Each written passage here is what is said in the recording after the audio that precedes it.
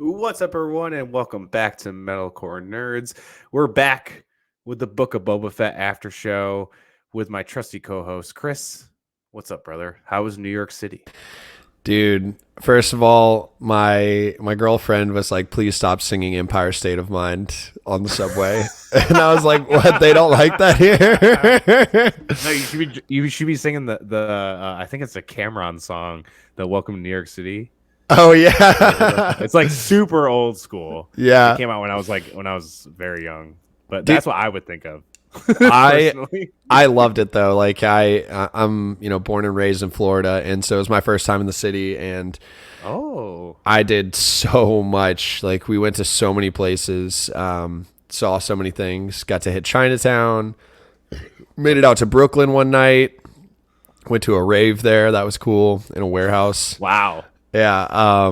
Lots of coffee, bagels, pizza.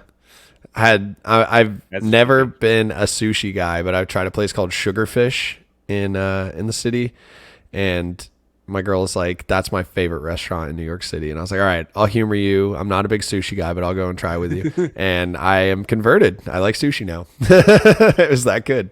Oh yeah, that's what's up, man. I'm glad to hear it. I was expecting. I even said on my Monday episode that the Book of Boba Fett show would be back next week, but surprise, motherfuckers, we're back this week. 2 episodes in a week. What's up?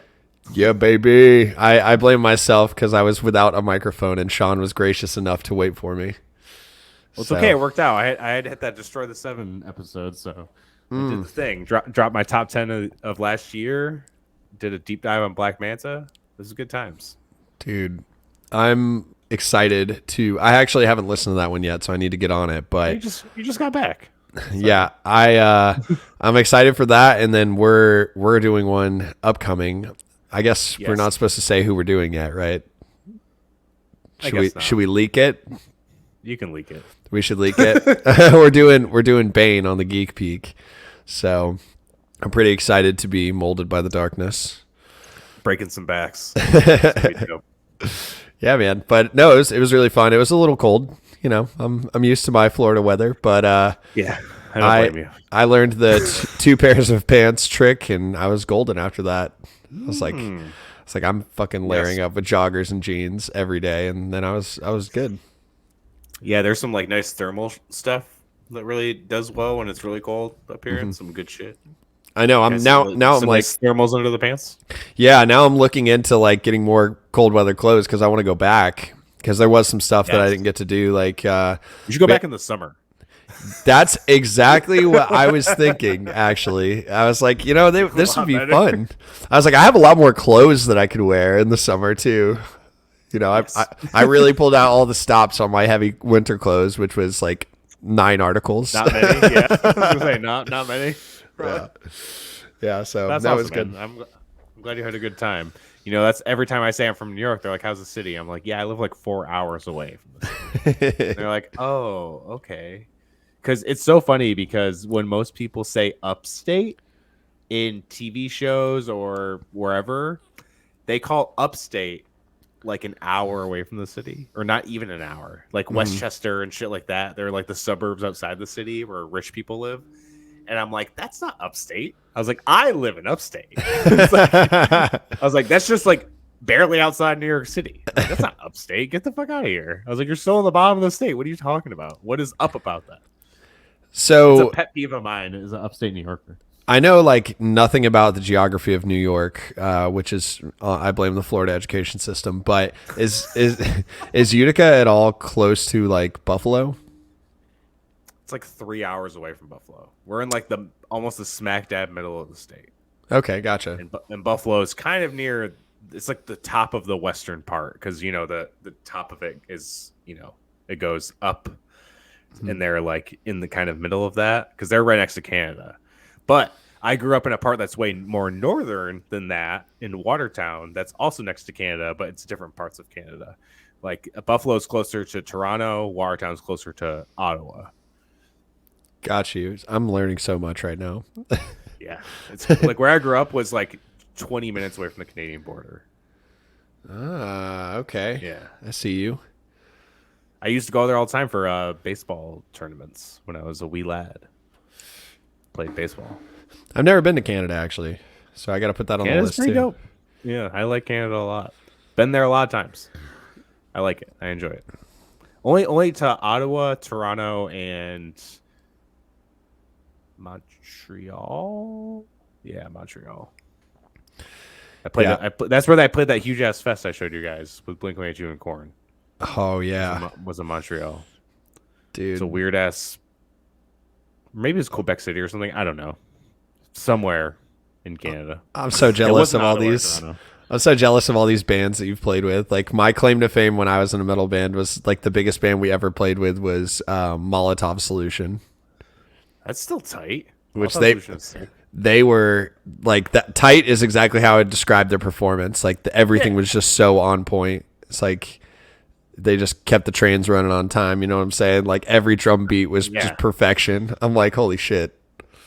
Yeah, I've played with a lot of bands in my day. A lot of them. I was lucky to play with a lot of really great bands. But yeah, I want to talk about a few things before we get into Boba. We're covering episodes 4 and 5 today since we missed last week. But I just want to talk about a couple of news items that happened in the pop culture realm in the past few weeks. So I want to talk about this Moon Knight trailer because I didn't get to talk about it on the podcast yet. Now, this trailer was fucking sick. So sick. So sick. Oscar Isaac. Whew. I cannot wait for this show. This show looks amazing. It looks like anxiety driven. It looks creepy.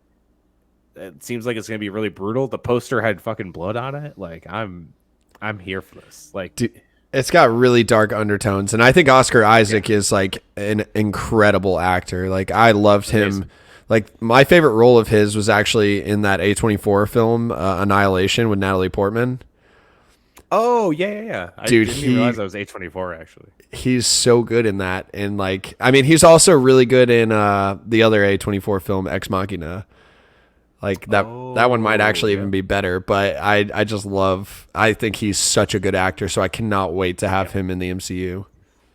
And it's super dope that Marvel got him back after, he was Apocalypse, a very terrible Apocalypse. Yeah. In X-Men Apocalypse, and then obviously he was Poe Dameron in the Star Wars world, which I know he does not have good things to say about his experience with that. So but it says a lot that Marvel got him to go do something like this. Mm-hmm. And he seems very, very stoked about it. And I love that they're dealing with the multiple personalities. You see it in the trailer, and I can't wait for this show. I think the show is going to be fucking nuts. Dude, yeah. My first introduction to Moon Knight, well, one, I had played with him a little bit on Marvel Ultimate Alliance 2. Oh, when I was in high school, and then and I just thought his aesthetic was sick. I was like, who is this guy? He's got a fucking bow staff? Hell yeah. And then on top of that, also I won this Twitter contest with our friends the Twisted Cape, who they're a part of the Destroy the Seven, and they sent me the first issue of Moon Knight. I don't really even know what run because I don't read a lot of comics, but I did read that one, and it was so sick. He's fighting vampires, and he's like, his backstory was freaking awesome. And I know they'll probably change it because I imagine they're not going to have him as a like black site mercenary murdering like villagers. I think they might. You think so? Because we didn't see the Mark Spector part of it really. I mean, maybe he's not like a full-on mercenary, but it seems like there's one scene where he looks like insanely confident, and it seems like that's gonna be the Mark Spector, and it kind of looks like he's in a tomb. It was like very Indiana Jones-ish. Mm-hmm. And I think in like even the scenes where you see him and he like wakes up per se, and all the people are like he beat the fuck of all the people around him and shit like that. I think that's going to be the Mark Spector personality, and he's going to be this badass motherfucker, and he's the one who knows about Moon Knight, like the Moon Knight actual like part of it, and all the other personalities have no fucking clue, I think this show has so much potential because of the source material, and also like I think that Moon Knight could very easily become like a fan favorite across the MCU because I keep seeing the memes where it's like Batman wears black so that people don't see him coming, and Moon Knight wears white so that because he doesn't care if they do or something. That's not even a meme. That's like it's from a Moon Knight comic. He says he wears white because he wants people to see that he's coming and still know that they're like pretty much fucked. I love that. Which is so dope. It's like the opposite of Batman. I know a lot of people say he's Marvel's Batman, which yes, but also no. Because Batman is not, blessed by a moon god named Khonshu. Moon Knight is actually crazy, where Batman is just traumatized. Yeah. So, yeah, it's like usually I have to say I was like he's like Batman, but if he was actually crazy, and there's like way more, like magical, mystical shit with him than there is Batman, obviously, because Batman is literally just a dude. Well, Moon Knight is kind of just a dude, but he doesn't have a moon god in his back pocket. Yeah. Like, and I just think, I mean, I saw some of the training that Oscar Isaac was doing before this. Yeah. And he was getting fucking ripped. And so, like, I think the fight choreography for this is going to be, like, when I see kind of what this show feels like, the fight scenes feel like they're going to be a lot like Daredevil, which I love the fight scenes from Daredevil. Dude, so good.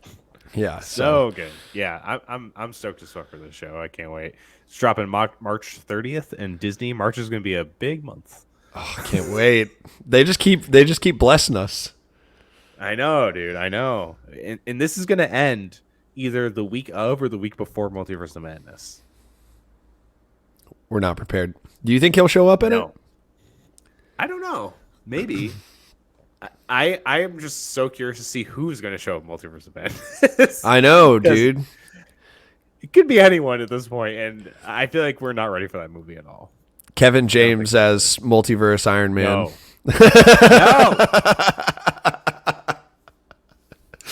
I was literally just saying that shit in our group chat to be controversial. That was such a wild poll. Like, I don't want to see a fat Iron Man. But, I'd like Jim Carrey as the Hulk. What? Wait, what are you pulling this from?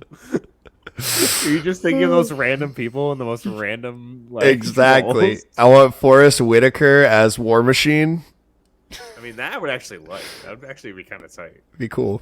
that would be great. I mean, he kind of already did play War Machine in Star Wars. Oh yeah, that's very true. If you really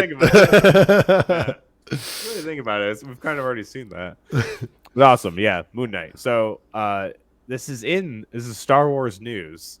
So Mary Elizabeth Winstead has been cast in the Ahsoka series. Now, who she could be playing is the biggest question. I was thinking originally maybe Asajj Ventress or Hera, possibly. Oh, please, Hera. But I've heard that Asajj died in a canon novel, which sucks. But I can see Dave Filoni totally retconning that. That would be good. Like, yeah, I would love to see her in like the Obi-Wan series. Honestly, I know it's because we've kind of only seen her in that time frame, from Clone Wars to Rebels, which leads up to A New Hope. Mm-hmm. So we've only really seen her in that realm. Well, actually, no, I don't think we even see her in Rebels. I think we only see her in Clone Wars. No, yeah, we don't. I mean, but they did the same thing with Maul. Right? Like, technically he didn't die canonically, but like at the same time, like they found a way to bring him back, and he was a force of nature in Rebels and Clone Wars. Yeah, that is very true. So I'd be okay with that, but I don't think she's playing Asajj anyway. But no. I saw someone bring this up, and I think this is the most likely scenario, is that she could be playing Dr. Aphra, which she looks like she could be Dr. Aphra, honestly. So I only know that name because I looked up the comics for, Black. Oh, Black Chrysanthemum. Yeah. So I know nothing about her. She's like an Indiana Jones type character in the Star Wars universe. She like works for Darth Vader a little bit, so it would make sense that she would still be around in this time period and everything like that. And with Black Chrysanthemum coming in, it kind of makes sense that she would eventually, because she is easily a character who could have her own series and stuff like that. So we'll see. You think they'd adapt that comic, Dr. Aphra and Black Chrysanthemum? I think they would do different ones and maybe show flashbacks because those are all canon.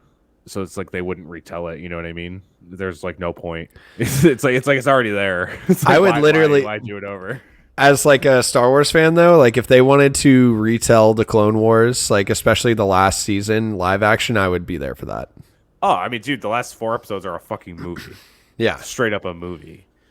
I would be stoked if they redid that. I don't think that could ever happen, but I would lose my shit to see that done in live action because that shit is art, like straight up art, dude. But awesome. Anything else you want to add to that before we get into to Boba? the only thing I want to say is I've been watching this show on HBO Max that I would highly recommend. It's more of a serious drama. It's called Station 11. And Yes. it's interesting, though, because it's Paramount Television Studios, but it's on HBO. Rights, probably. It was probably done before they made their streaming service or something. The shit with rights issues is so weird. Shout out to Friday the 13th, which we still haven't gotten another movie since 2009 because of all the legal red tape. Yeah, I can't wait until we get the LeBron produced one. That's like the rumor. I keep hearing that. I keep hearing that. I don't know how I feel about it, but you know what? If he wants, It's like I want to see less than a LeBron produced Friday the 13th. But dude, if he can pull it out of legal purgatory, I'll take it. Like honestly, at this point, I'll settle out. But yes, okay. So wait, question before we get into that. yeah. Friday the 13th. Do you want a remake, a reboot, or a requel? Which a requel is kind of a reboot. But if they if they took it from like the third movie, continued on there, and then retconned the rest, like how the new Halloween did, you know, they took it from the first movie, because this comes from the requel thing comes from Scream, which even that is not really a requel, even though they call it a requel in it, because it is a reboot of the franchise because they don't change anything, they didn't retcon anything, it's still the same continuation, and it's not like Halloween where there's 4 timelines for no reason other than they kept remaking it. When this new Halloween would be a requel because it is a sequel and a reboot, but only to one movie, and it just completely obliterates the rest of it. Yeah, okay, so for Friday the 13th, I feel like they could do any of the above and I'd be happy. Like if they want, I don't really want them to remake part 1 because like I don't need to see Jason's mom. Yeah. Like I don't need to see Pamela Voorhees as the big bad in a Friday the 13th movie ever again. I guess they don't have any like main characters really, do they? No, I mean there's like kids that show up a couple different times in different films. Right. Like I'm blanking on his name, but he is like a consistent character in 2 or 3 of them. But like I know Kevin Bacon gets killed in the first one. Yeah. I want to say like I would honestly be fine with them jumping forward 10 years from the 2009 one, or 15 Is years. That the or Michael so. Bay one? Yes. Because like again, there's nothing to it. I mean, they kill him, but in every Jason movie, they kill him, quote Fucking unquote. kill him. Yeah. So like they really, I feel like it's very low hanging fruit for them to make another one. It's just like, okay, teens in the area, Jason, Easy. boom, done. Like, yeah, I guess me asking if it would be any of those 3 is kind of dumb because they don't really have like main characters like Halloween did or anything like that. It's the main character is Jason, and that's it. yes. All the rest are kind of accessory. Yeah, they're just fodder. Yeah. They're just there to die, which is why I love Friday the Literally. 13th so much, because it's like I don't need to, like, there's absolutely no investment in any of the characters outside of, oh man, it's gonna be fun to watch this person get chopped in half by a machete. Because that's the last one that was made, right? The Michael Bay one. Yes. So I mean, It would like, be cool to see like a current version of it made, regardless of what it is. yeah, I would love that. I mean, like, there's a Polish slasher movie that I really liked called Nobody Sleeps in the Woods, or Nobody Sleeps in the Woods Tonight. And it's like this summer camp for kids that are like teens that are addicted to technology. So they like separate them all from their devices to like get them outdoors. So like a lot of them, like there's like influencers and Twitch streamers and like all kinds of stuff. And then they introduce a slasher component. So I think that would be kind of a cool little That's pretty spin. cool. But Yeah, honestly, I like they could do literally whatever they wanted. Like Yeah, that's college true. students partying at the lake, reopening the camp. Yeah, as long as they bring it back to Camp Crystal Lake, that's all it really needs to happen. I would like one in winter because they did never hike in the snow. Have you heard of the? That would be dope, dude. Have you heard of the fan films Never Hike Alone and Never Hike in the Snow? No. Okay, so you should definitely check those out, listeners, y'all as well, because those are awesome. They're like 15 minutes maybe, and they're made by this studio called Womp Stomp Productions. They're on YouTube for free, and seeing Jason in the snow is awesome. Like, it's just like, okay, I didn't know I needed this, and now I need it. Like, I really need it. That's awesome. Make it a Christmas movie. Yes. Finally a good Christmas horror movie. I just watched so many in December for High on Horror, and I was like, I hate all these movies. Yeah, that'd be kind of cool. That'd be kind of dope. Sorry, I totally sidetracked you on that. I just felt like that'd be a nice conversation to have. I will literally always talk about Friday the 13th, so don't worry. That's my favorite horror franchise. So really, I think mine's Scream. I do love your guys' review. Because I felt like you were so much more positive about the movie on every other podcast you were on talking about it. And then when you got on that one, it's not like you were negative about it. It just seems like you had more negative things to say on that, on the Geek Peak podcast. Like when I listened to High on Horror and then I listened to that one, I was like, is he talking about the same movie? Yeah, I mean, like, I'll put it this way. Like, I really enjoyed the newest Scream, but like I definitely was very hyped for it.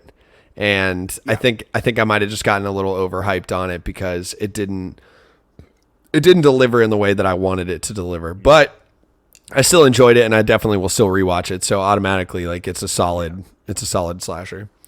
But I liked it a lot. It was one of my favorites actually of the Scream franchise, I would say. Yeah, I feel like I'm the odd man out. I really liked 4. I thought 4 was 4, really good.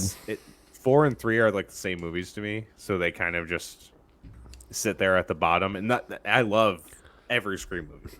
It's like me. I'm a very big lover of most movies. Mm-hmm. So besides the X-Men movies, I guess. I was talking to Mash about this online, so I just had to bring it up. A lot of people freak out and they're like, you don't like a lot of the X-Men movies? I'm like, no, because they're not X-Men movies. They're mutant movies, which is fine. But I was like, calling them X-Men movies is kind of cheap to me. But that's another conversation. Okay, well, circling back, because I don't mind Scream 4 either. And actually, it's like there's a super crazy Easter egg that Hayden Panettiere's character's YouTube channel showed up in the new Scream movie. Really? I found out after the fact. Yeah, I saw it. There was like these crazy cameos that happened in that movie that are most of them you would not tell without someone telling you.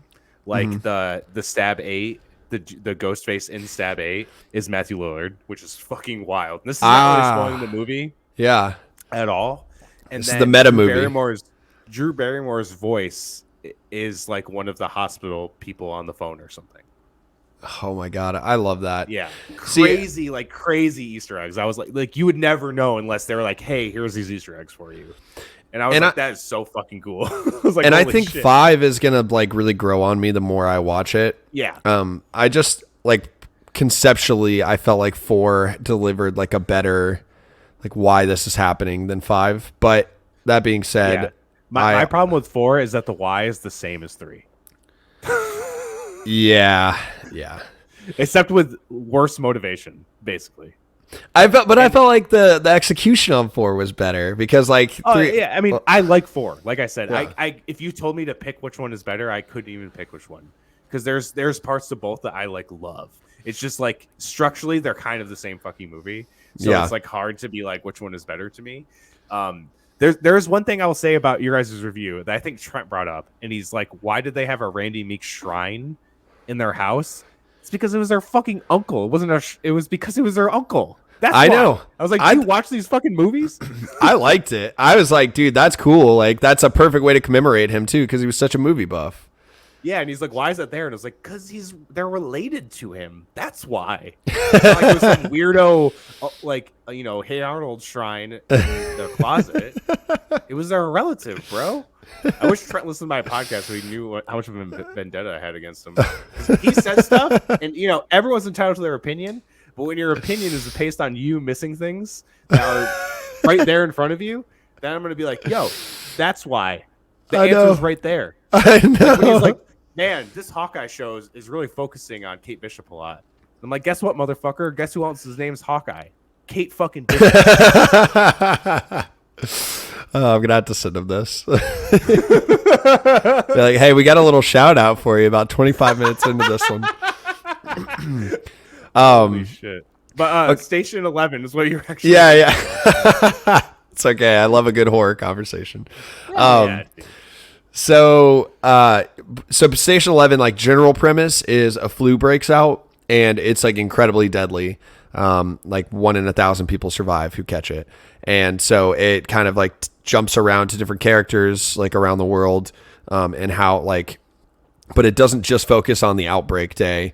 It does like flash forwards. Ooh, and cool.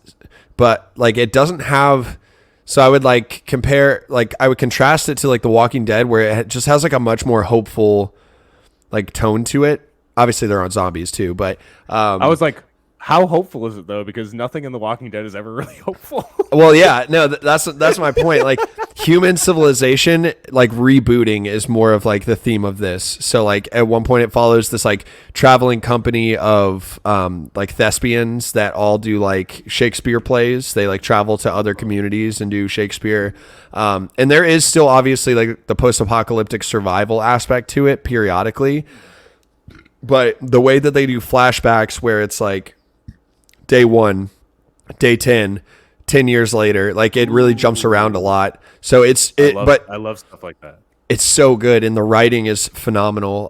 The scoring is great. The cinematography is on point. The actors, I've never seen like any of these actors, and they're all fantastic.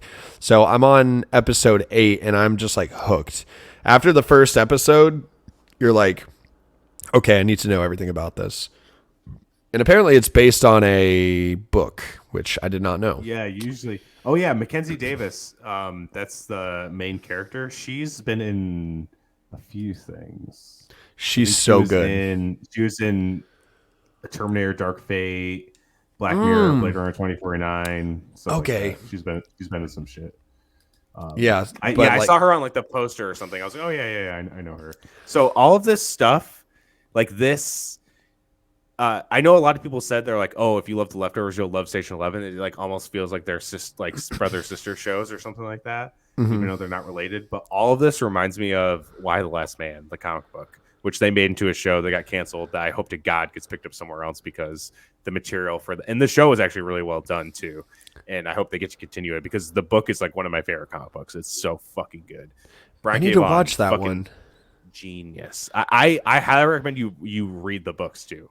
It's amazing. It's so good.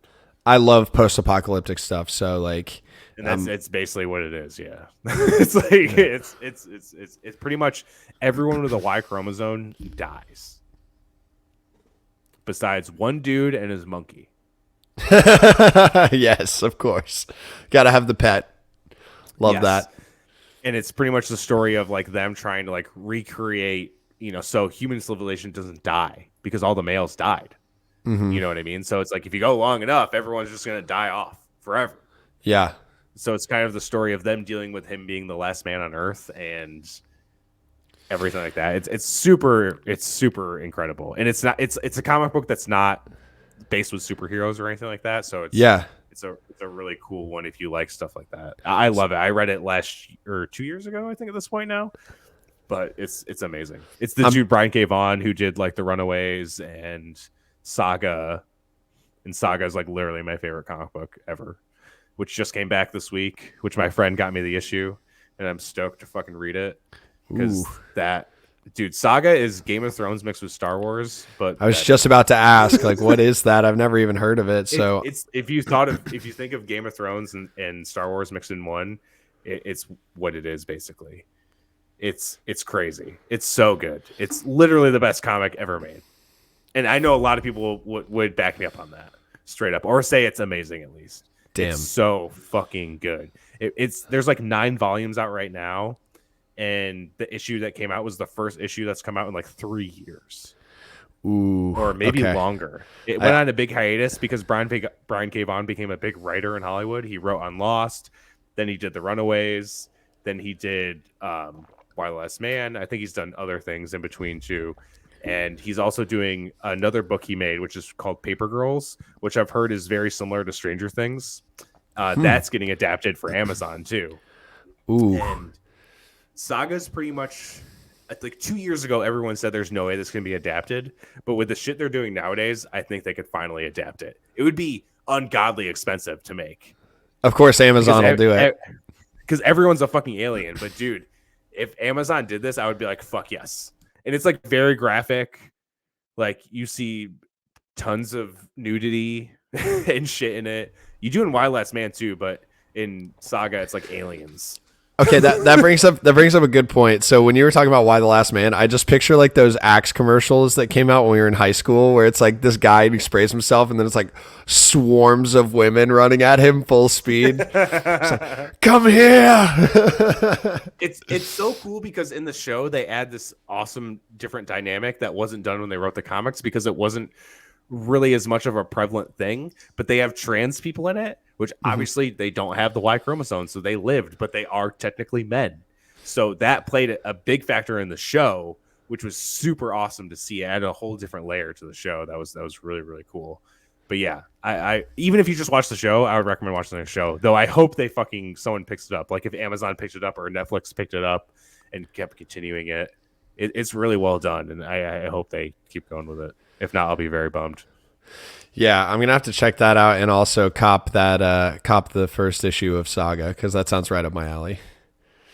Dude, it's amazing. Another comic book that has nothing to do with superheroes. It's like a space drama, basically, in comic book form. Yeah, it's so good. Well, the last thing I'll say about Station 11 is it's really intriguing because there is parts of it that are very like abstract and kind of like ephemeral. Like there'll be like Station 11 is the name of this like graphic novel that's like central to the plot of the entire series, and like I won't go into why, but like it's like recurring, and they like quote it a lot, like multiple characters quote it, and like it's about this spaceman who like Earth gets destroyed and he like ends up on the space station. So like you'll randomly see the spaceman, like characters will just like see him even though he's not real. It's like they're hallucinating him, but it's very like artsy, and it's just a really cool show. I'm really, really enjoying it. I'm gonna have to watch that too. Put it on my list. I mean, I'm almost done with Leftovers. I have 3 episodes left of the whole series, so sorry, go ahead. I was gonna say I kind of started trying to watch Ozark, but I watched 10 minutes and I was like, I gotta go back to Leftovers. Yeah. I need to watch. So Leftovers, the new season of Ozark, and Archive 81 are the next 3 that I'm gonna watch. Yes, on Netflix. Yeah, I need to watch that too. Yeah, that looks really good. Everyone who's watched it said it's good too. So yeah, I'm looking forward to binge. Wheel of Horror recommended it when I posted about Station 11. So yeah, but I've seen a lot of people talk it up pretty good. So Star Wars? Yes. All right. We're talking Book of Boba Fett episode 4. This starts off with, I believe, what is going to be our final flashback because it, as we'll get to, it brings us up to present time, sort of, in a way. But a lot of holes get filled of things that we didn't know before. But Boba, you see in the tank, Boba's almost completely healed, which is dope. I saw this awesome meme of him and Deadpool talking about asking if he can use the Bacta tank, which I thought was hilarious. We see him riding the Bantha after he left the Tusken camp with all of his boys slaughtered, which sucked. Poor fucking Boba. And we see Boba scouting out Jabba's castle because he wants to get his ship back. And then when it's nighttime, he sees some lights over the ridge, which this is taking place the same time where Mando Chapter 5 was happening. And we see the scene where he finds Fennec, and we see how she gets saved, and she gets those sick robot abs. He brings her to this mod parlor, and the mod artist is Thundercat from Suicidal Tendencies, which is super sick. I didn't know it at first because I was like, he's in a fucking band. What band is he in? And then after I looked it up and I was like, oh, he's in Suicidal Tendencies. What the fuck? That's so fucking cool. And I guess actually the score, when he was fixing Fennec up, they used one of his bass lines within the score. I was just about to say I loved the vibe of that mod shop, like the music, like all the characters that were outside, and it kind of like pointed towards obviously flash forward, we get the biker gang that he teams up with, and you could tell that they also had probably been to that same mod shop. I would imagine there's not many of those shops. Exactly. Plus those bikes out front. Those bikes out front were looking mighty clean. So yeah, and I guess there's this like London gang that the style and the colors were based off, and they were called mods. So they're actually like called the same thing that they were based off of, which is pretty dope. Interesting. Yeah, it's very, very, really, really cool. And so Fennec's all fixed up. You see her fucking sick robot abs. And you see them talking by a campfire. Boba just chilling with the Bantha as his couch. Which is, there's a cool note I learned from listening to the Kevin Smith podcast, because they had the DP on there who actually shot Clerks. And he was saying how the Bantha is manned by 4 different people. Yeah, you can definitely tell it's puppeteering, and it looks awesome because of it. Yeah, and in the original trilogy, they actually put like pelts over elephants. And that's I didn't know that. Were in the original trilogy. Yeah, they're elephants. Like there's like side shots behind the scenes now. You can see the elephant trunk under it, but they made it so it was long, so it covered it up. Super crazy, which makes sense. They don't use elephants now because it's kind of fucked up. Yeah, to use elephants on a movie set, But I'm glad that, and that's why we get how we get the tongue later on, because it's actually just being puppeted, which I thought was really cool. And I do love this line that comes from this conversation between Boba and Fennec, because he talks about how he was living with the Tuskens, which if you do the math, he was with the Tuskens for 5 years. Oh wow, I did not pick up on that, but yeah, that makes their deaths like that much heavier, much worse. Him. Yeah, because if he from when he got out of the Sarlacc, which was like right after Return of the Jedi, until when the Mandalorian started, that's a 5-year gap, which is that's a long time. Like, this was his legit family, like straight up. And he mentions that he got them killed by the Nikto biker gang, and she said there's no way they could have killed the Tuskens, which is like a wild thing. Which we kind of theorized that maybe it wasn't the it wasn't the Nikto gang, and that someone else made it look like it was them. But pretty much for saving Fennec's life, Boba asks, "Hey, can you get back my ship? That's all I want." So they go back to Jabba's palace, and Fennec uses this dope probe droid that maps out the whole inside of the palace, and you see the map that it builds out for it. So they sneak in, and they go to the kitchen, and they face off with fucking Chef Grievous himself. Oh my god, I'm glad I texted you after I watched it, and I was like, bro, literally Chef Grievous. I thought the same thing as soon as he started spinning the fucking the knives and shit. I was like, Grievous? I was like, what's up, bro?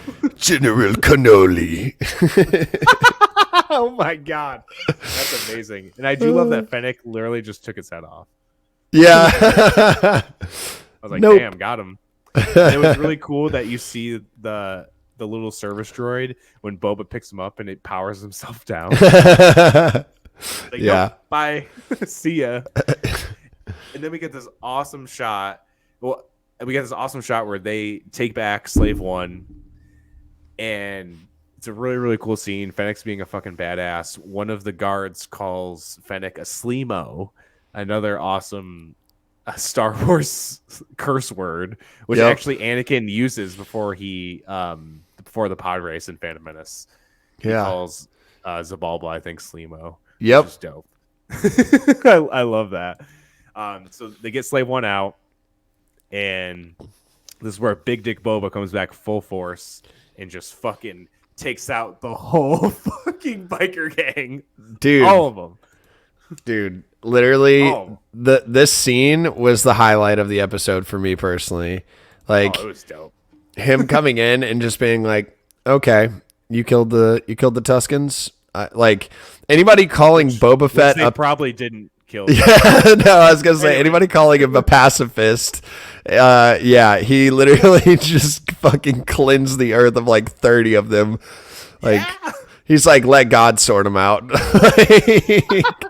No, he's like, I am God and I am myself.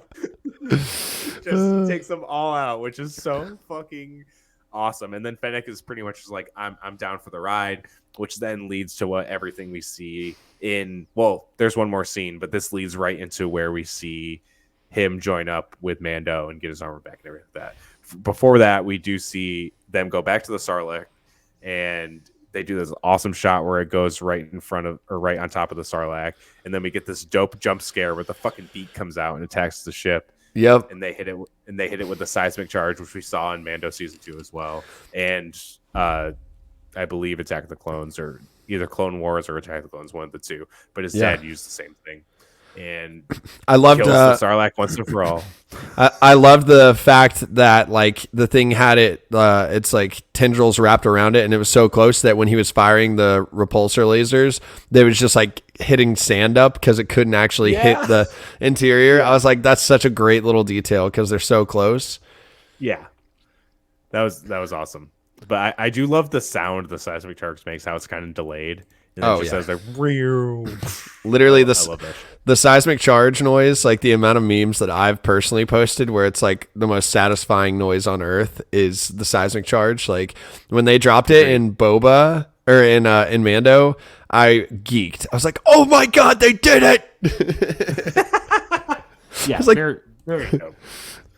Kills the motherfucker, but then we obviously see him get his armor back from Mando after he got it from Cobb Vanth in season 2, and we know where we've been through here. I don't think there's any need for any more flashbacks. We are up to present time at this time, so I think everything else is going to be in the present from this time forward. And as we're back in present time, we see Black Chrysanthemum pissed off by a bunch of Trandoshans, which if you don't understand why they're pissed off, the Trandoshans there's like a history of them hunting Wookiees for sports. You see earlier when the Trandoshan brings tribute to Boba, he has a Wookiee pelt. Oh, yeah.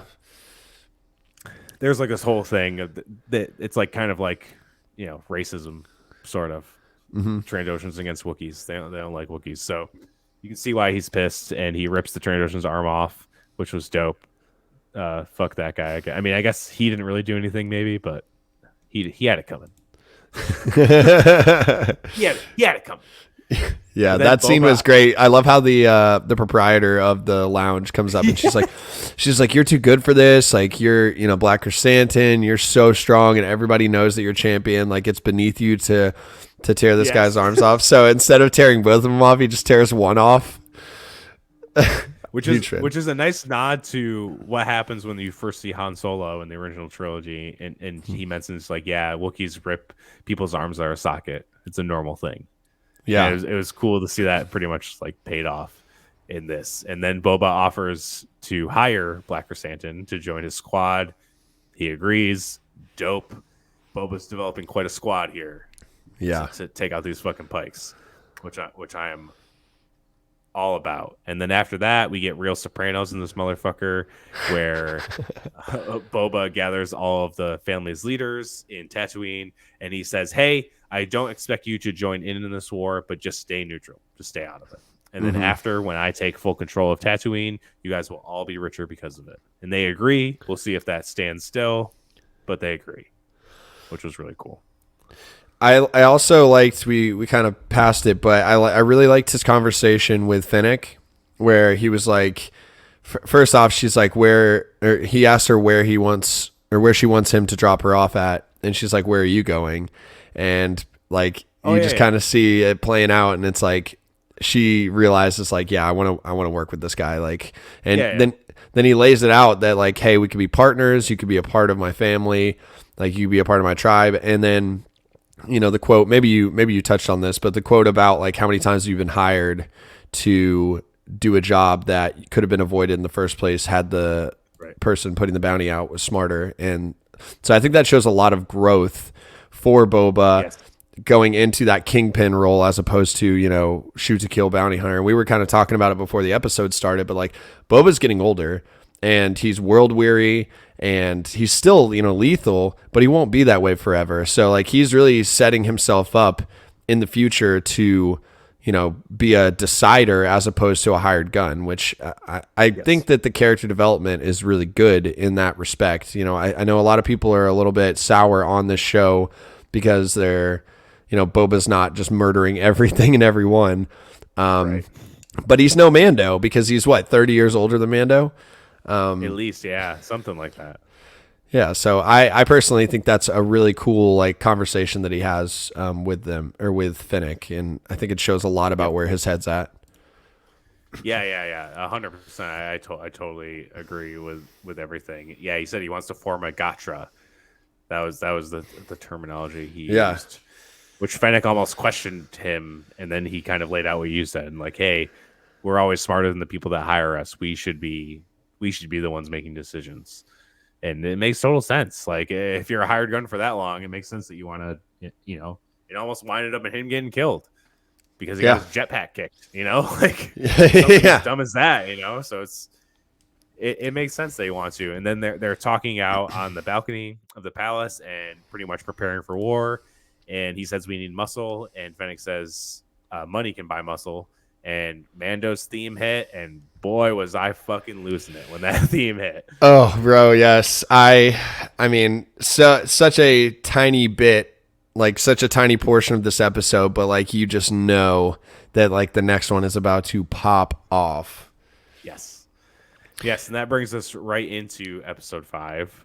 Oh wait, I did want to ask something. What did you think about Master Garfalaquax, and why have they not said that guy's name at least 1,000 more times? He was one of the crime lords. And I was like, the name is awesome. Yeah, I was like, this is literally music to my ears. Garfalaquax, yes, please, more of this. I will give Star Wars one thing. They have some really amazing names that are like insanely creative. Yes. Good for George Lucas. I mean, and I guess Dave Filoni, because he's created his fair share of amazing characters. Some of the most iconic, I could argue, actually. Yeah. Filoni at this point have created.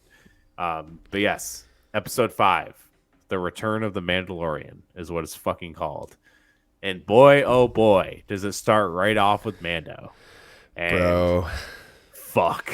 Dude, I'm just going to say, we're going to get more of me just completely blowing this episode throughout this whole thing. But this is easily one of my favorite episodes of Star Wars ever.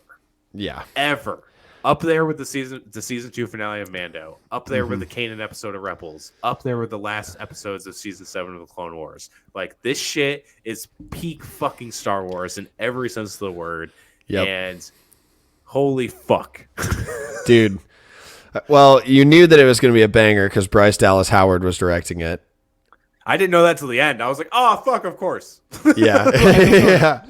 I would describe this episode in one phrase that's used in the episode is this episode is smooth as a gonk scomp jack. That's how I would describe this episode because this just fucking rips. Like, I was sitting there. This is the first episode of Star Wars, like from Boba Fett, where I've been jumping up and down like, fuck yes, like I did at the end of season 2 of Mando. Dude, yes, this whole episode was just utter perfection. So yeah. It starts off with Mando. He's in this butcher shop that's run by a bunch of Clitonians, and he's there to pick up a bounty. And I love that he puts the bounty hologram, and he's like, that guy looks nothing like me, even though he has like the same piercings and like tattoos that the guy had. Like, yeah, looks nothing like me. So, and then I love he repeats the line from the first episode of "I can bring you in warm or I can bring you in cold." I was like, "Fuck yes, fuck yes." Yep. And they start fighting with a whole group of them, and then he fucking whips out the Dark Saber and starts impaling motherfuckers, cutting motherfuckers in half. But he ends up, you see that he has not perfected this thing. which makes sense. He shouldn't have been able to perfect this thing overnight. He burns his leg. You can see that it's like super heavy, and he's like dragging it in parts. But he does end up chopping the bounty hunter in half, and then fucking cutting off his head and bringing it up in a fucking just bundles up in like a little cloth and brings it out, and it's basically like, hey, I have no beef with you guys. I was just collecting a bounty. He was your boss. He's dead now. So if you want to go take the money in there, cool by me. Go get your bread. I just don't want to fight with you guys. And they're like, okay, I'm going to go get this money, which makes sense. I wouldn't want to face a dude who just took out like 7 guys by himself. Yeah, like, literally. Most of these people have never seen a lightsaber before. So they're like, what the fuck even is that? And on top of that, my favorite part of that fight scene was when he cut that one guy in half and also caught the meat behind him and cut that meat slab. I was like, the meat! This scene was fucking dope. It was brutal, dude. Dude, we're about to see some crazy shit. Yeah, as soon as he whipped it out, I did not think he was just going to be impaling motherfuckers and shit like that and like literally cutting people in half. I was like, oh. And then I kind of remembered that Star Wars has a history of beheading people. Yeah. Like a kind of storied history of beheading people. I was like, oh, yeah, I guess that makes sense that they got this brutal. I mean, and we just saw in Hawkeye that Ronin flashback scene where he just like is impaling motherfuckers and shit like that. So it's like they can get away with more in Disney Plus anyway than they can in movies, but Star Wars has always been kind of brutal. Not like blood everywhere or anything like that, but there's some brutal shit that they do. That's the beauty of the lightsaber. All of them, yeah. The beauty of the lightsaber is cutting and cauterizing immediately, so there's no blood. True, no blood. Yeah. You're totally right. But yeah, this is fucking awesome. He heads to this crazy like ship space station colony. Bro, the Halo ring. I was like, what is this? I was like, this is the coolest thing I've ever seen in Star Wars. I was like, I know. What is this place? I felt the same way. So sick, dude. I was like, what is this? This is insane looking. Dude, already, like, we weren't even, so at this point, it's maybe 5.5 minutes into the episode, and I was like, okay, this is like the coolest locale I've ever seen. Mando's fighting with a dark saber. He's back to bounty hunting. Like, I'm all in on this episode 5 minutes into it. Dude, yeah, like I texted the group chat and I was like, 15 minutes of the episode and I'm losing my fucking mind. And we haven't even got to the part where I just kept losing my mind further. And he takes his bounty to this group of tables. He actually did this job to get some information. And then we see this information was to lead them to this secret Mandalorian base where he finds the fucking armor that we haven't seen since season 1. And we see Paz Vizsla, who was also part of that clan that we saw in the beginning of season 1 of The Mandalorian, who is played by Jon Favreau, which is a super awesome nod. Yes. And this, this is even cooler because Paz Vizsla is related to Pre Vizsla, who was voiced by Jon Favreau in the Clone Wars. He was the leader of the Death Watch, who also wielded the Dark Saber. I did not know that Jon Favreau voiced him. That is such a cool piece of trivia. Yes. Very dope. He did too in Mando season 1 as well. As soon as I saw Paz Vizsla, as soon as they started talking about the Darksaber and they announced that was his name, Paz Vizsla, because I guess I missed that in the first season of Mando. But I was like, this dude's definitely going to challenge Mando. Like, confirmed. Oh yeah. Especially because right after that, the armor kind of breaks down some Mandalore lore. Mandalore. And this part is so fucking sick. So if you watched Clone Wars, you already know some of this, but they explain that the Darksaber was created by a Jedi Mandalorian named Tar Vizsla, who is obviously related to the current Vizsla that we've seen. And she acknowledges that he completed his quest by bringing Grogu to Luke, his own kind, as they say, and that he can join back with the clan, which at this point is them 3. That's it. And another thing to note is that this clan is based off the Death Watch that we saw in Clone Wars. So they have grown off from that. That's all that's left at this point, which again is like 20, 30 years down the road anyway. So it makes sense that we don't see familiar faces, but we do see another Vizsla in the line of lineage. And this is so they ask about the Beskar spear. She explains that he fought a Jedi with it and everything like that. And they melt down the Beskar steel, and because she said that it's Beskar is made for defense, not for weapons. Yeah. It should be made into armor. And then he Except for, with the exception being the stinging birds and the dark saber. Dark saber. Yeah. Which I guess I didn't know that was made from Beskar, but it makes total sense. I was a little butthurt that they melted down the Beskar spear. I'm not gonna lie to you. I was like, not, because they're making it for fucking armor for Grogu. I can't even imagine. That's what Mando asked for. He's like, I want it for a foundling. He's like, no, for a certain foundling. I know for sure, like, but like, what are they gonna give him? Like, what is he gonna? Is he gonna have his little Mando suit? Yes. It looked like it was like chainmail, so I don't know what it's gonna actually look at, but I can't fucking wait.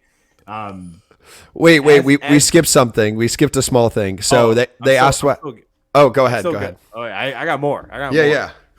There's a lot that goes down in this like talking scene. Yes. So after that, Mando asked to make it for Grogu. Fucking amazing. I almost cried thinking about baby Grogu not being there. And we see this crazy Terminator 2-esque scene, bro, about the Empire taking out Mandalore. It's what they refer to as the Purge, bro. And the Night of 1,000 Tears. Fucking crazy. And then she explained that, my God, that the Death Watch wasn't affected because they were hiding out on some moon. That scene was fucking gnarly, dude. So on my notes for that, I said the Great Purge was just a fucking nuclear carpet bombing. Like, holy shit. It's so fucking crazy. Yeah. That's the biggest explosion we've seen from like Star Wars that's not a planet being blown up. Yeah, or the Death Star, but it's like just pure carnage. It's the most carnage you can see without blowing the whole fucking planet up. Yeah, dude. That was insane. And then like the big gigantic dome when they bombed that at like the end of that cutscene before the Terminator. Oh. And I mean, it was nuts, dude. I was freaking out. I was like, "Oh my God, they're referencing Clone Wars." Yes. And then the next piece of dialogue, which is super important to me personally, but they talk about the Darksaber more and how and she's like, "What do you know about it?" And he's like, "Hey, I know you had to win it. You have to win it in combat." And they bring up that the Purge happened basically because Bo-Katan was gifted the Darksaber, which happened in Rebels. Sabine Wren gave it to her. And as we saw at the end of Mando Season 2, Din Djarin tries to give her the Darksaber, and she's like, no. And everyone was like, well, it was given to her before. Why won't she take it now? Yeah. And this is why. There's this big superstition, even with her, even though she sees this group of Mandalorian as complete zealots, crazy superstitious, like crazy religion ass Mandalorians. But she says the Purge happened because Bo-Katan was she was not meant to rule because she did not earn the Darksaber. And that's why this happened. And there's probably not full truth into that because actually Death Watch seized Mandalore with Maul and the Empire took it over after that. So it's really kind of their fault more than anyone. Yeah, also really think about it. It's also like was Maul meant to lead Mandalore because he easily took the Darksaber. Like he beat Pre Vizsla for it. Yeah. And then cut his fucking head off. Yeah. So it's like, were you meant to be led by this fallen Sith? Like, yeah, exactly. And like Moff Gideon, who knows how he got it? We don't even know because we don't know what happened from when Bo-Katan had it to when Moff Gideon had it. We have no idea. Yeah, but even he mentions like, oh, you need to get it by winning in combat. Like maybe he beat Bo-Katan. We don't know. I mean, I'm sure we'll probably find out. I would imagine. Maybe not. And maybe we don't really need to know. I guess. Yeah. But I love that it filled in that gap. This is why Bo-Katan, because even though she sees the Death Watch and this clan as crazy people, she still believes some of the stuff because she grew up on Mandalore. She was Mandalorian royalty, straight up. Yeah, and she's like, I did not earn the Darksaber, right? So I cannot take it again like that because things will get fucked up again. Yes. Jumping back just a tad bit. So going back to that Terminator scene when after they carpet bomb, I loved that they were K2 droids, like K2SO from K2SO. Rogue One. Yep. And then there was the what the fuck are they called? The probe droids. Yeah. Probe droids, yes. Thank you. Yeah. And then did you notice when after they did break down the Beskar spear, did you notice that the pouch was actually in the shape of like a Yoda head? I was gonna bring that up. Yeah. Okay. I'm sorry. No, you're fine. You're fine. Because you prominently see it when he's heading back to Tatooine. When he's holding it up, I was like, "Oh my god, it looks like fucking Grogu." I was Yes. like, God damn you! I was like, "Wow!" And like my heart. And like I really liked before we get into the training montage, I really liked Mando's conversation with the armorer about he wants to see Grogu to give him obviously the armor, and the line about like Jedi detach from all attachment. And Mandalorians their strength is in their solidarity and loyalty, which I think it's so interesting to see like the difference of creeds and like the two sides of the coin, you know? And it was really dope because Mando and Ahsoka pretty much had the same kind of conversation.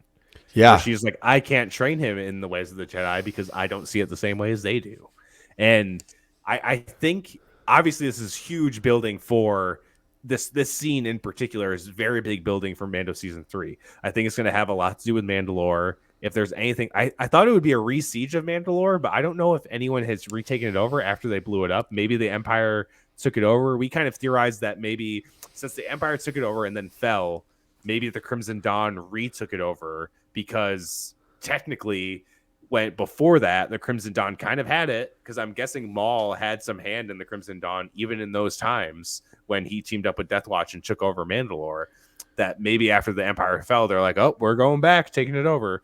I was still wondering if we'll see that connective tissue, but it definitely seems that like we're obviously going to see Mando visit Grogu at least in season 3. And I know there was an official poster put out that had Luke and Grogu on it, so that would make sense. Oh, I hope we get to see Grogu again. I miss him. And it's like, is he going to be changed? Is he going to be different? Because even Luke sees that the ways of the Jedi aren't necessarily right at the end of the day. Like, I know a lot of people hate The Last Jedi, whatever. I don't care. Deal with it. But he sees in that movie that the ways of the Jedi aren't completely correct. Even Yoda confirms it himself. And pretty much the whole Star Wars anything is based on the Jedi being too fucking cocky and getting fucking wiped out. Yeah. Or something like that. You know, it always ends in them becoming... And Ahsoka is the best example of this. She's the one still out there doing the thing, and she's like the perfect blend of Jedi and like, hey, you can still be a fucking human. You know, like you can still be attached to people and shit like that. And she's been burned harder than almost anyone. Anakin, he fucking became Darth Vader. Yeah, like the only person who suffered more, I feel like, directly was Obi-Wan because he had to be the one. Yeah, he went through some fucking shit. He thought he had to kill, like he thought he had killed him too. So. Oh yeah. 100%. We'll get to Obi-Wan though. There might be an Obi-Wan Easter egg in this episode. Yeah, maybe. My friend may have a good point against that, which is kind of a good point, but I'm still gonna say it because it's cool as fuck. Yeah. Then we get this dope training montage with the armor and Mando with the Dark Saber, and he keeps on saying like, hey, it gets heavier with like every swing, and she's like, you're fighting against it, you need to fight with it. And I thought that was really cool, kind of almost alluding that like you're not worthy for this kind of thing, which we kind of see more of after that because our boy fucking Paz Vizsla is like, this belongs to my house, bitch, let's duel. Yeah. Also, when they were doing the montage, I love that she like kicked him off and he fell and then jetpacked back onto the catwalk. So cool. When he fell off, I was like, oh, and I was like, oh yeah, it's a jetpack. And that's the end of Mando. In fucking space, you know what I mean? Yeah. Like, oh my god. I was like, oh yeah, jetpack. Da, da, da. And it's awesome when they go to face with the duel, they both take their jetpacks off. Yes. So it's like if you fall off that fucking catwalk, you're done. Like, you're not coming back probably. So they battle it out. It's a really cool fight. And even when he gets control of the Darksaber, it's heavy for him too. And this dude's a big motherfucker. Yes. It's still heavy to him. And it being heavy is a really good callback because when Sabine Wren was trying to train with it with Kanan, she even said it felt heavy too. It's like there's this crazy mysticism to this Darksaber.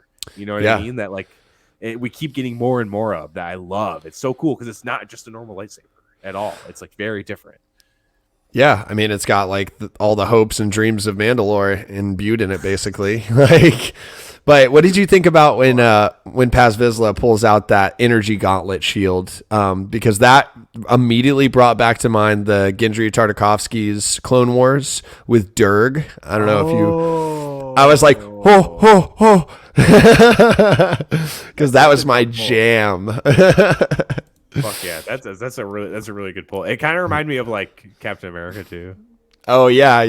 I thought, or like Taskmaster. You know, it gave me those kind of vibes too. speaking of Captain America, jumping way back when he's on the elevator with the alien on the way up to go turn in the bounty, that felt very Captain America Winter Soldier. Dude, that shot, that like one shot of you seeing the background of everything and the crazy cityscape of that was the coolest shit, dude. It was so dope. Like, I can't get over the setting of that place. Oh yeah, I don't know what the fuck it's called. I'm sure it's named somewhere now, but that crazy ribbon. I need to know. Was so sick, dude. I need to know. Also, I liked, I'm a sucker for introducing new aliens. So the guy that was on the elevator with him, I don't think we've seen anyone of that race before, and the bird person that he was talking to at the table that wanted him to take a seat for dinner. I don't think we've seen that race before. So I'm like, yes, more aliens. Oh yeah, they do some cool ass aliens. I'll give Star Wars that as well. Some weird looking ones too. Weird, real weird. I don't know how they think of this shit, but we see Mando take down Paz Vizsla. He wins, but then the armor asks a question: have you ever taken off your helmet? And of course, we know Mando has a few times at this point now, and he says, "Yes, I have." And he's like, "Well, you're no longer a Mandalorian. Get the fuck out of here." And what does Bill Burr call him? Brown eyes, bright eyes. Yeah, something like that. Yeah. This was amazing. So yeah, and this was a bummer, but I liked it. And it's more character development for Mando, which I didn't think we were going to see in this series at all. I know, me either. It's so cool to see him that he's like, "Hey, what Bo-Katan said, kind of true," and he's like, "I don't belong here anymore. Mm-hmm. This is not my people. This is not the way. There is another way." Yeah. Which I loved seeing that. And he's just like, "Get the fuck out of here." So he grabs the dark saber and gets out. I thought so. An interesting line during this interaction with the armorer. She said, "In order to atone, he needs to go to the living waters beneath the mines of Mandalore." Yes. And it's definitely going to come up in season 3. Yeah. Do you think that he will be able to find any left? Oh, it's going to happen. It's going to be some weird Thor and Age of Ultron shit, I think. I'm about it, like. Oh, yeah, me too.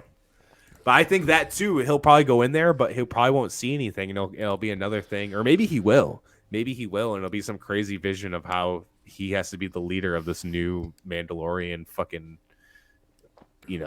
like starting over at Mandalore, Ugh, I would love to see some empire building from Mando. Oh fuck yeah, I would love that. And so he goes to fly commercial to Tatooine, and I love that he had to check all of his weapons, which I think was just to flex how much weapons he has on at all times. Mm-hmm. Like that was the sole purpose of this. I was worried that something was going to happen to it in transit, and I'm glad it didn't, because I would have been pissed if the dark saber was some like weird plot point where he has to like chase down this dumb idiot who took the dark saber from him or something. Yeah, I'm glad it was just to be like, "Hey, here's all my weapons. Like, this is dope. I am dope." Like, I liked that. I like that. So again, I was gonna bring up the little bundle that looked like Grogu's head and broke my fucking stupid heart. And we get back to Tatooine. We see Pelimoto, aka Amy Sedaris' character, and she's fighting off a creature which I believe is a womp rat. I don't know, because it's like it seemed pretty big because it's like pulling her behind that thing, which was wild. And then we see a motherfucking BD droid, which if you're not familiar with the BD droid, it's the main droid that Cal Kestis has in the game Jedi Fallen Order. I doubt it's the same droid because that would be like 30 years from now or whatever. But still, I don't think we've seen this droid in live action, which is one step closer to seeing Cal Kestis in live action. And a bunch of my friends who I talked about Star Wars with, they've played the game, so they were like, "Oh my god, BD!" They all had the same reaction as me. Yeah. And I was like, they're about to film the sequel, and what I've learned from these video games is that people who play them, they're actual actors. Like, they straight up do the mocap as they're doing the voiceovers. So a lot of like the cutscenes and shit, they take from them acting them. and stuff. It's super fucking dope. I love that. So as he's doing this, bring him over to the volume, have some shoot some shit for Ahsoka or something, whatever. I'm in. Do it. Please. I want to see him in live action. I want it. I want it so bad. But we see this, whatever the fuck it is, take down Amy Sedaris, and Mando just fucking takes it out. Classic Mando. Very classic. I call her the Full House mechanic because she feels like a character from Full House. Dude, yeah. I mean, accurate. I don't dislike her. That's just like the vibe she puts off. Oh, yeah. I get that. I understand that 100%. So they bring her back to her shop. She's like, I got a replacement for the Razor Crest. She unveils it. It's a fucking Naboo starfighter. Which my friend Joel brought up this point, which could be something very crazy. This could be Obi-Wan's ship that he used to go to Tatooine. Now, we don't know. It just could be anyone's Naboo starfighter. But he did go to Tatooine, and this did come from that time period. That's all I'm going to say. Yeah. I mean, the alternative would be like he flew a Jedi starfighter there, but like Obi-Wan being the smart Jedi that he is, why would he use a signified like Jedi starship to fly to Tatooine when he's trying to cover his tracks? Yeah, especially after the Jedi just got fucking massacred. Yeah. Plus, I don't think a Jedi should be flying around in a Jedi starship after Order 66. Probably not a good idea. Yeah, and also they touch on how the Naboo starfighter has the hyperspace capabilities without the ring, whereas the Jedi starfighters had to have the hyperspace rings. Yes, which would be very helpful, yeah. Especially in his predicament, 100%. So if this ends up being an Obi-Wan ship, wild shit. That's fucking crazy. Like a random transmission pops up and it's like, Obi-Wan Kenobi, we need your help, blah, blah, blah. I would lose it.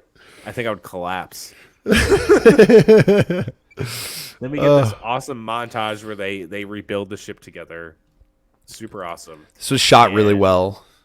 Super awesome. And they even make a thing. She's like, where are you getting these parts? And she's like, oh, the Jawas help out. They took it from some Pike ships, which I think might come into play later on. Mm-hmm. I hope the Amy Sedaris character doesn't get killed for this. Yeah. She said that she dated a Jawa. Which is wild. I was cracking up. I would totally believe it if she improv that line. she's a comedian. So like it would make sense if she improved it and they're like keeping that. She's like, they're pretty hairy. Well, you think? Like what do you think they would be like? You know? Yeah. What did you think a Jawa would be like? But they finished up the ship. It looks so fucking sick. It's all silver with like some remnants of the yellow on it. It looks so amazing. It looks so good. It looks so sick. So Mando takes this motherfucker for a test drive, which he flies through the same place that they have the pod race in Phantom Menace. Yep. Fucking crazy. The canyon. So sick, dude. And then he goes up into space, flying around. He gets pulled over by some Republic officers. Oh, I like the nod, jumping back when he was taking commercial flight, and there's a little Duro child that's like looking at him and waving at him, kind of, and then like he pulls up next to the commercial ship and like a nod. Yeah, I was like, good guy, Mando. I like that too. That was a really good moment. And as he's getting pulled over by the Republic officers, the first one we see is actually the guy who was the stand-in for Luke in the season finale of No way. Yeah, wow. I did not know that. That's the actual guy before they imposed Mark Hamill's face over him. And then the second guy is the guy we all know and love from Mando. Which I had a feeling he would be there. But I do love that he brought up, he's like, oh, did you used to fly a Razor Crest and all this stuff? And he kind of brought up, he's like, oh yeah, he's trying to piece together this whole Empire thing that he's been kind of in the back seat of and hasn't seen as much as Mando has seen with all of this fucking Empire shit happening. Dude. Which is cool that it's like you seem that the New Republic isn't that dumb. Because, you know, as we see from the original trilogy to the sequel trilogy, it's like, hey, we got rid of the Empire. 30 years later, they're back, bitches. You know? Yes. Which is cool that it's like we've kind of seen they're like, they never really went away. They were kind of just hiding in secret. And it seems like the Republic is at least on their tail. which is cool to know. Yeah, they're doing something. Smacked in the face with the fucking First Order's dick. Dude, know? I loved that they brought him back because I knew him from Kim's Convenience. Yeah. And I just love that actor, and he's actually in outside of the fourth episode, or actually, sorry, outside of the Ahsoka episode and the Luke episode in season 2, he's in my favorite Mando episode, which is the ice spiders. Yeah, I fucking love a good creature feature, so I was all in on that. And I mean, it's up there with the Bill Burr episode is really fire too, but yeah, that episode's dope. But yeah, I was so happy when he sang. I was like, oh shit, it's him. Yeah, which makes sense. I figured it had to be him, right? Yeah, like he had to be there, right? Yeah, that.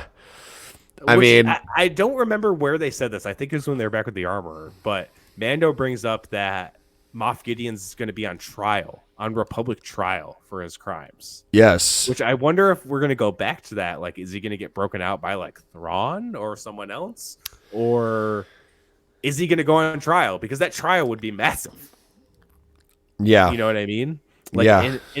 An Imperial officer after the Empire fell, like, that would be massive. Yeah, I mean, like, I would imagine it's held on Coruscant, but, like, the planet that the New Republic is based out of isn't Coruscant because they nuke it with the Starkiller base. So, yeah. I mean, hell, I'd be interested in seeing, like, just the trial happening, period, would be cool. Oh, yeah. Yeah, or if someone breaks them out, like, that would be cool to see too. Yeah, so for see more of the Empire building back up, I would imagine. Yeah, I mean, I would think that he's not done. Like, they would have killed him if he was out of the game. Oh yeah, I mean, you don't. Yeah, they're gonna bring that actor back for sure. They would have beheaded him too. They wouldn't have just killed him. They would have chopped his head off. First rule of Star Wars: if they fall. Not dead. Yeah. Ever. Yep. Name one person that's fell and stayed dead. I'll wait. Like Han Solo, but that's only because we haven't gotten movies after the sequel trilogy. But he got stabbed too. He got impaled, bro. Yeah. Which I mean, Darth Maul got cut in half and came back, but yeah, but Darth Maul's got the Force. Yeah. In sick robot spider legs. I want to see the robot spider legs in live action. We saw like his version 2.0 at the end of the Han Solo film.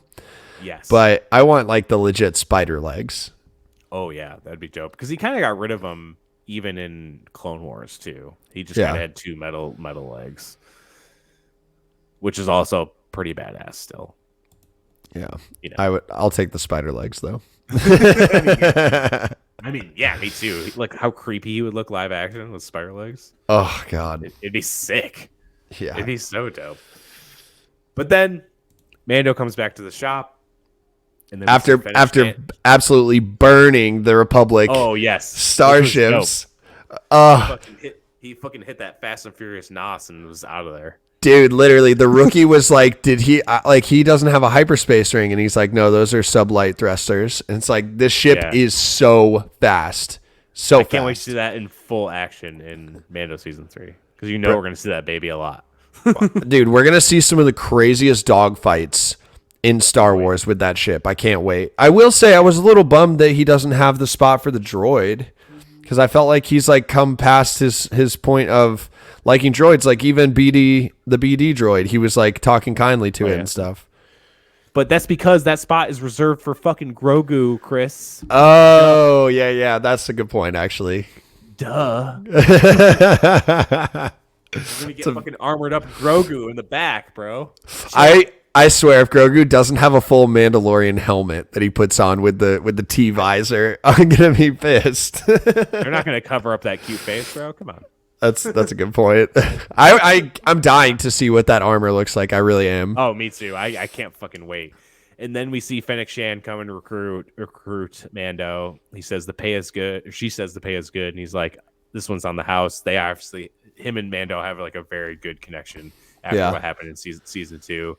And then he says, "I need to go see a friend first." Now, I think most people would probably assume this is Grogu, right? Yeah. I don't think so. I think they're saving that for Mando Season 3. I think it's going to be a big part of Mando Season 3. I think the friend he's referring to is Bo-Katan. Ah, okay. And I think I'll bring in Bo-Katan and Sasha Banks' character and maybe that other dude who disappeared in the finale for some reason. And gonna bring some extra muscle. I was considering even Ahsoka. Maybe. She is on a quest to find Ezra, though, so like it's probably unlikely that she would diverge from that. But what if he got all of them, including Ahsoka, and guess who's with Ahsoka now? Sabine Wren. Oh, I mean, I'm setting the bar high here, but how crazy would that be? Because I think the 6th episode is Filoni's episode. He loves to bring in characters into live action. Yeah. I mean, I'd even Bro, I'd settle for Sabine Wren came in, dude.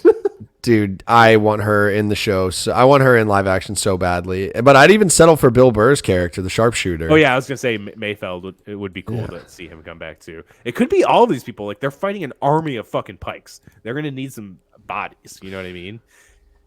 So that was like me leading to the thing. Who else are we gonna see in this in Boba's army? Do we see Boss come back?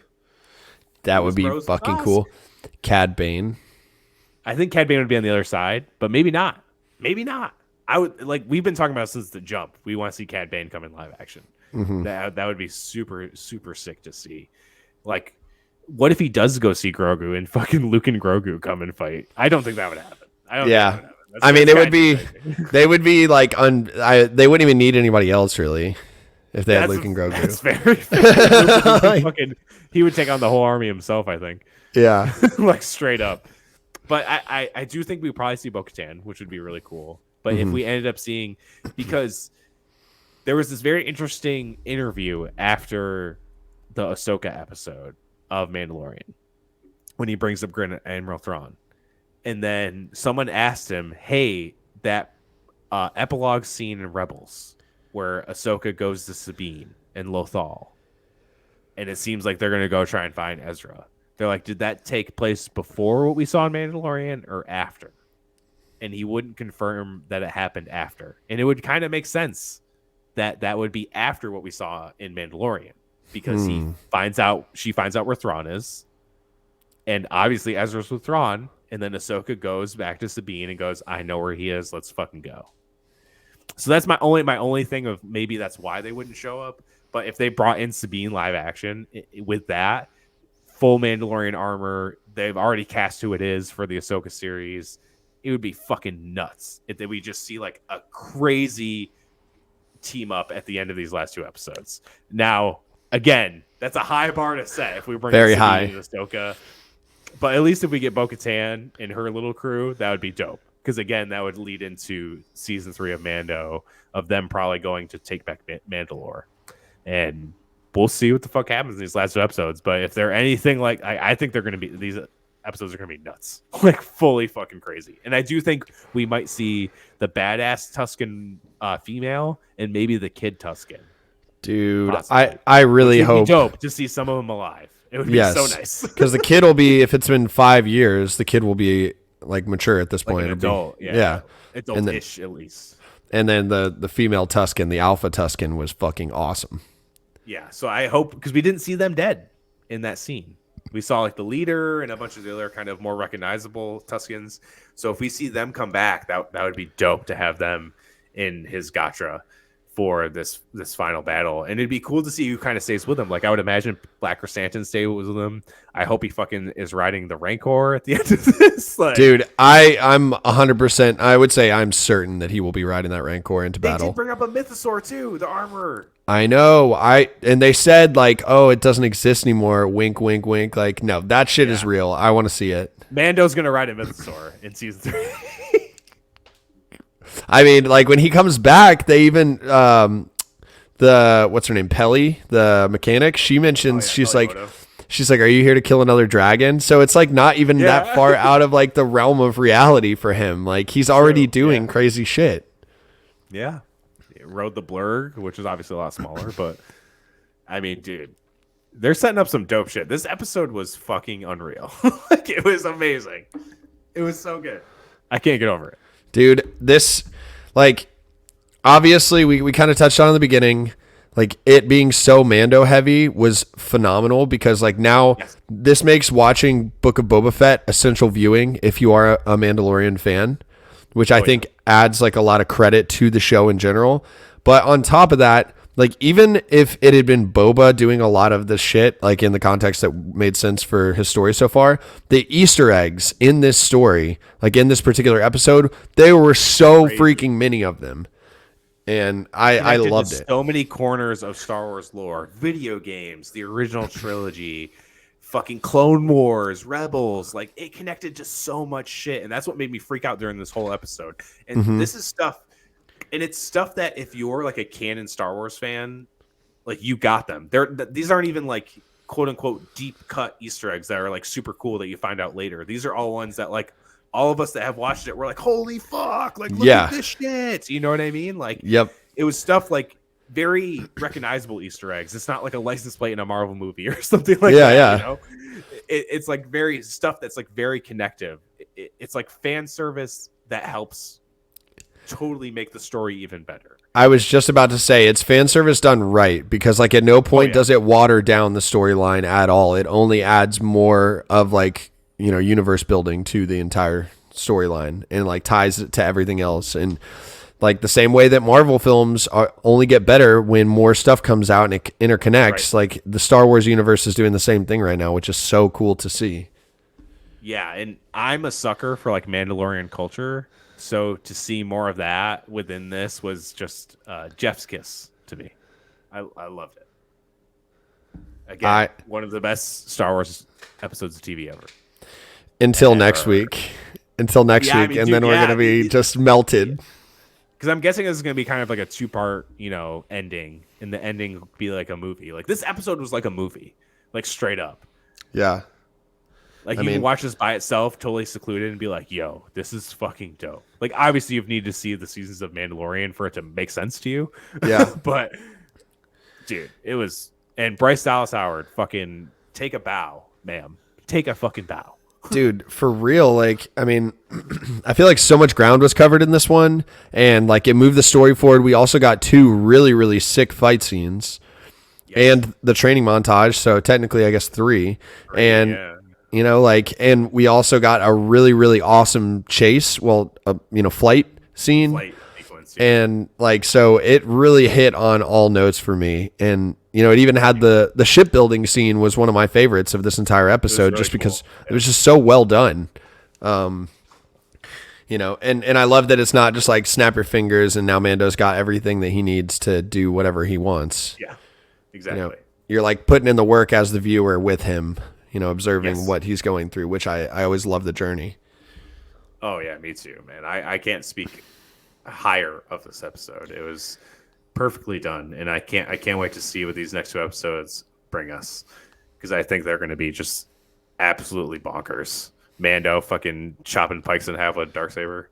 I love how it's so heavy. He's dragging around like a buster blade. Yeah, dude. Like I said, there's this weird mysticism to it that's so interesting, and I can't wait to keep learning more about it. It's so fucking cool. Because like one of my favorite parts with the Darksaber was Sabine trying to train with it with Kanan. It was fucking so cool. And she was even like, this is not for me. And she didn't really win it in combat either. She just kind of found it in Darth Maul's like weird lair. She was like, mine. Yeah. Like I need Sabine. And I want her badass armor that she's like custom painted. Yes. I definitely think they're going to keep that. There's no way they're going to take that away. It's going to look so good in live action. Oh, dude. Like I said, they've already cast her for the Ahsoka show, so it would be wild to see her in this series. I don't know if they're going to do it, but man, what else to do to add more hype to that series, especially after the Mary Elizabeth Winstead casting news. And I heard they're starting to film that this spring, I think.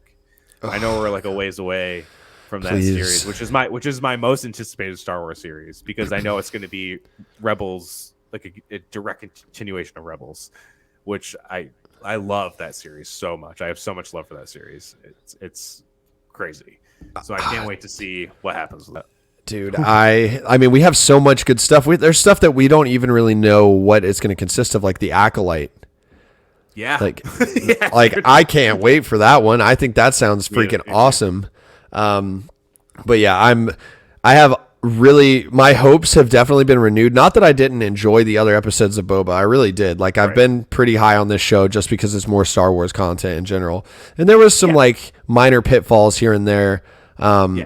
Where I was like, okay, this is like a little bit slower. And also, I'm comparing it to The Mandalorian, which those two seasons were like two of my favorite seasons of TV, period.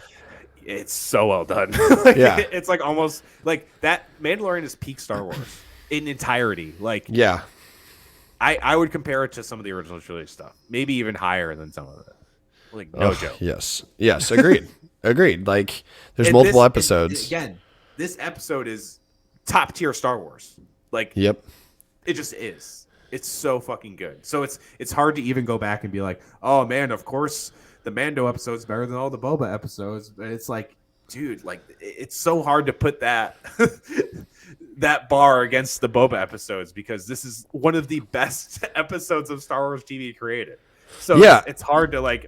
How do you match up to that? Like, how, I mean, you could literally say the same thing about in season 2 of Mando. It's like, oh, the best episode's when Luke Skywalker comes. And it's like, yeah, it's fucking awesome. And how did we get crazy. there?